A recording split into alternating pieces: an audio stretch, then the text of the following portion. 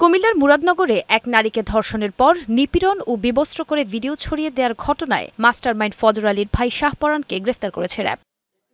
শুক্রবার সকালে রাজধানীর কারওয়ানবাজার র্যাব মিডিয়া সেন্টারে র্যাব ১১-এর সিও জানান, পূর্বশত্রুতার জের ধরে ফজর আলীর উপর প্রতিশোধ নিতে পরিকল্পিতভাবে এই ঘটনা ঘটান শাহপরান। দুজনেই একজনের পিছনে ছুটছে, তো সেখান থেকেই মূলত তাদের মধ্যে একটা দ্বন্দ্বের সৃষ্টি হয়। সেখান থেকে একটা গ্রাম্য সালিশ হয়। সেই সালিশে ফজর আলী কর্তৃক শাহপরান হেনস্থার শিকার হয় এবং সেখান থেকেই এই শাহপরান ফজর আলীর বিরুদ্ধে একটা অ্যাকশন নিতে চায় এবং সেটারই প্রতিফলন ছিল ২৬শে জুনের যে ঘটনা। শাহপরানের নির্দেশনায় অন্যান্য আসামিদের সহযোগিতায় ভুক্তভোগী নারীকে নির্যাতন, শ্লীলতাহানি এবং অশ্লীল ভিডিও ধারণ করে তা সামাজিক যোগাযোগ মাধ্যমে ছড়িয়ে দেওয়া হয় বলে জানায় র্যাব। মূলত শাহপরান জানতো যে তার ভাই যাবে, বিভিন্ন কারণে যায়, এট দ্য সেম টাইম তার সাথে ওই মহিলার সাথে উত্তক্ত করে আসছিল।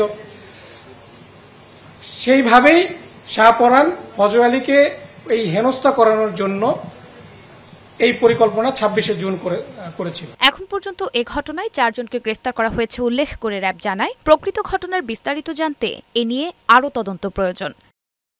নুসরাত শারমিন, বৈশাখী সংবাদ, ঢাকা।